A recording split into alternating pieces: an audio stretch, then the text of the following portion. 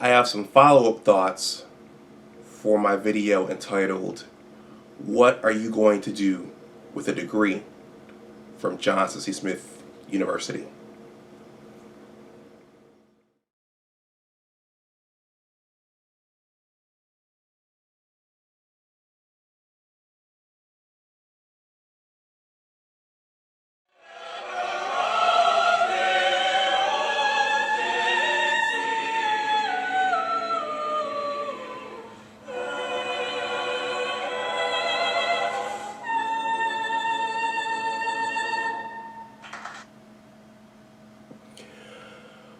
Welcome back to my channel. My name is Dr. Anwar Youssef Dunbar, and I just brought us in again with the Johnson C. Smith University loyalty song. Once again, I used that version of it from Marcus Graham's channel. So I guess I'll probably use that until I can find a nice MP4 for my own records. But that's a beautiful version of the loyalty song when the choir sings it that way. If you haven't, please like the video, please share it, and please subscribe to my channel.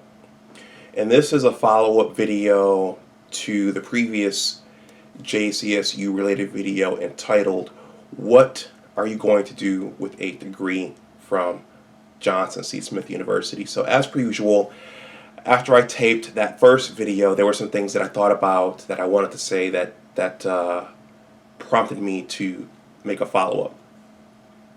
And I think I'm gonna build on all these things as I go forward.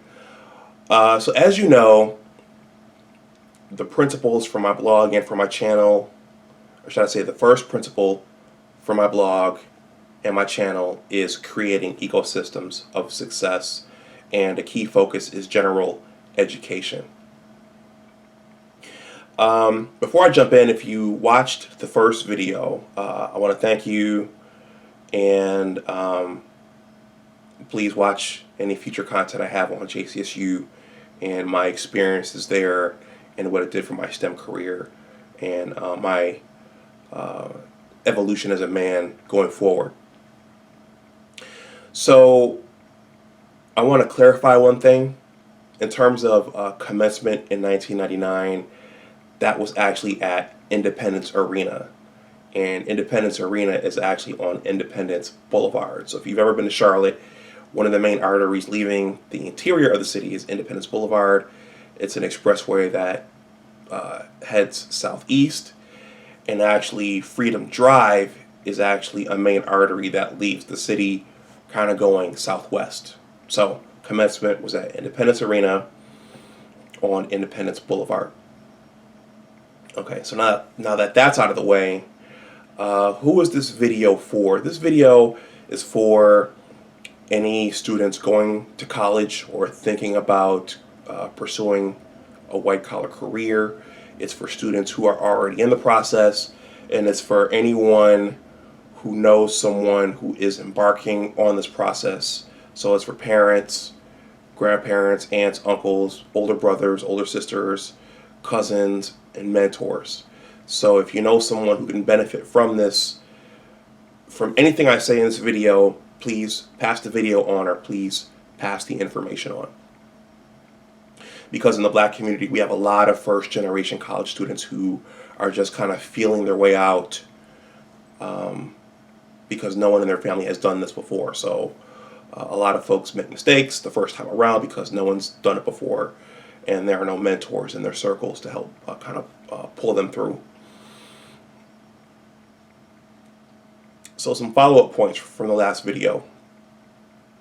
And the premise of the last video and the meat of that last video was a question that my Auntie Adele asked me around the time of my commencement.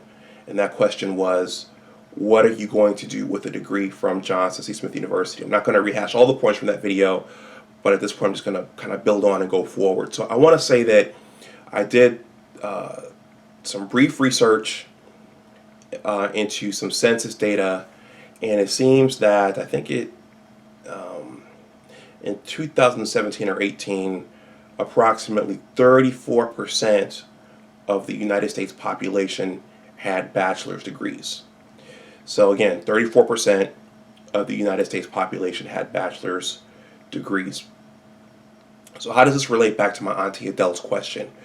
Well, it used to be that a college degree, specifically a bachelor's degree, was the magic bullet. That was the gold standard. Once you got your bachelor's degree, you were pretty much assured employment, and you could pretty much work until you wanted to retire. Nowadays, it's not that way. And I'm going to invoke the law of supply and demand. And basically, what that law says is that when things are in scarcity, they're worth more. And when things are in abundance, they're worth less. So today, you have so many people with bachelor's degrees, they are worth less than they were 20 to 30 years ago. So students going the college route have to think about going beyond the bachelor's degree, whether or not that could be getting a master's degree, that could be getting a PhD, it could be going to medical school, dental school, law school, or some other professional school if you're going to go that route. Students also have to think about, again, is the economy going to have a job waiting for their career, that career that they've trained for?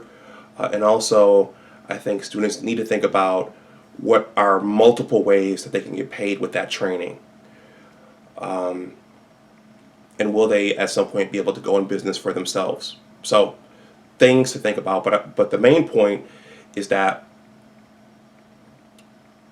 my aunt's question was about what I would do with a degree from JCSU. And I think students need to think about the fact that whichever school you go to, you're going to have to think about what's beyond just getting that bachelor's degree. For me, pursuing a PhD was not something that I planned to do when I got to JCSU. That wasn't something I was thinking about. It's just something that kind of evolved, and it wasn't something that any of my relatives talked about either. My mother nor my father said, "Hey, son, you should go get a PhD." It was the mentoring of the faculty members in our natural sciences department that led me to the McNair program, and that put me on that track. So I really distinguished myself in terms of my academics, and then some of the faculty members there said, okay, this student can go ahead and do some other things. So long story short, students should think about going beyond the bachelor's level depending upon their major and depending upon their desired career. And that's for any student at any institution.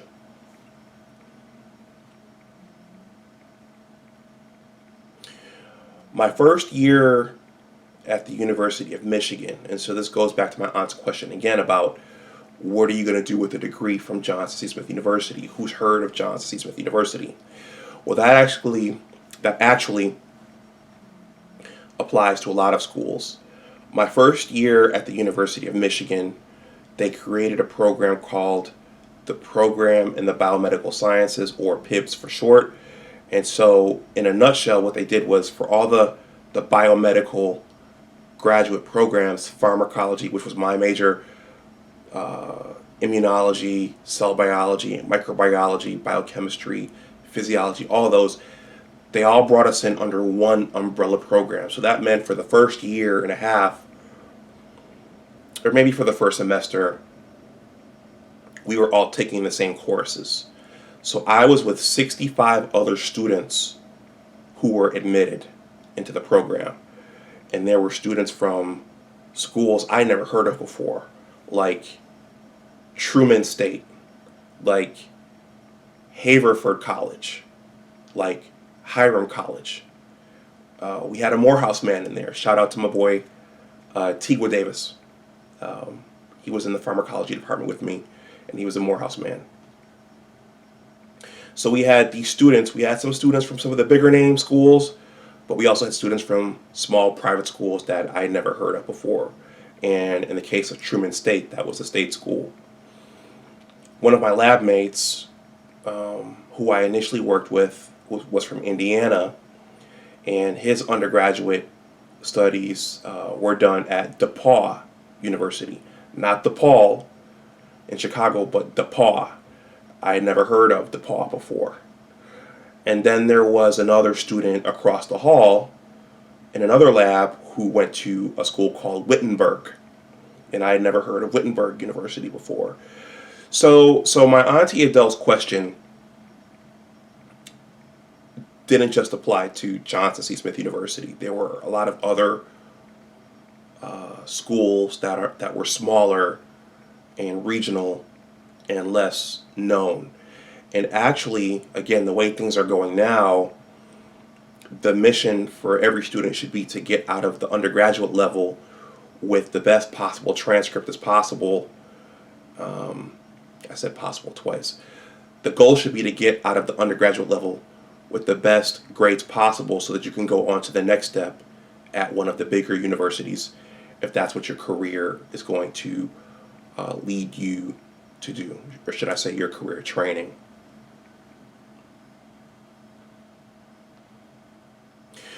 So I'm going to revisit these points again in greater detail in future videos, and I'm going to end this video by referring you, the viewer, to some of my writings. I'm going to leave my career piece, researching your career piece, in the description box below, in addition to my piece talking about what JCSU did for me in the pursuit of my STEM career. I'm going to leave my piece about social class in the black community as well. And I'm also going to leave my piece suggesting that HBCUs should start to teach their students about financial literacy. On my channel and on my blog, I'm very big on financial literacy. And books like Rich Dad Poor Dad, because in my experience, there's a lot more that graduates need to know than just their field of training. They have to know about money. They have to know about investing. I think they have to know about building wealth. And that ultimately helps the institution because the students will have, or should I say the graduates will have enough money to give back to the institution. And that's another subject area that I'm going to cover in future videos going forward. So all that's going to be in the description box below. If you have comments on anything I said in this video or the previous video, please leave those in the description box below, in the comment section below. Please like the video, please share it, and please subscribe to my channel. Always remember that your attitude determines your altitude. And I'm going to take us out with a JCSU. All right, I'll talk to you the next time. Bye-bye.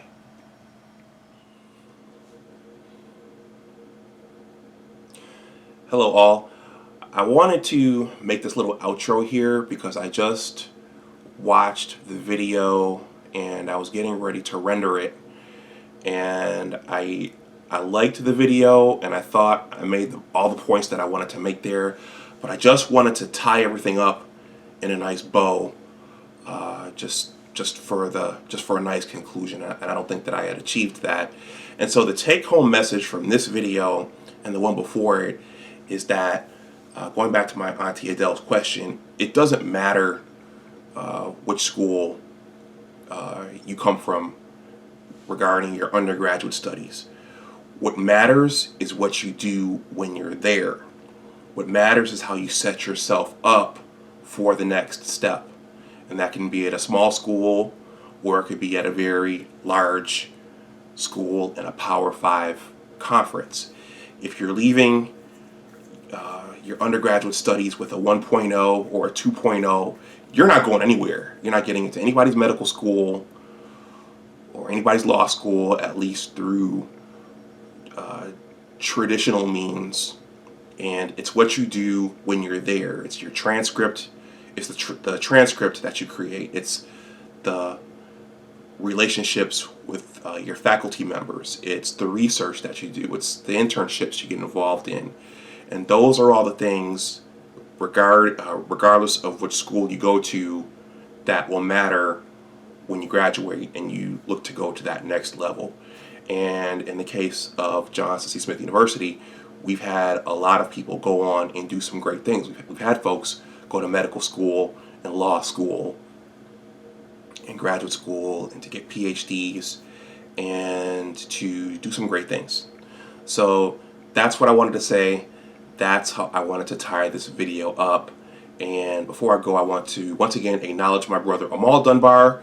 I don't have a background in media and in production and in film, and he's taught me a lot about how to create videos and how to put pictures into the videos while the video is still moving, and just how to edit, and he's taught me a lot about that. So now this video is done.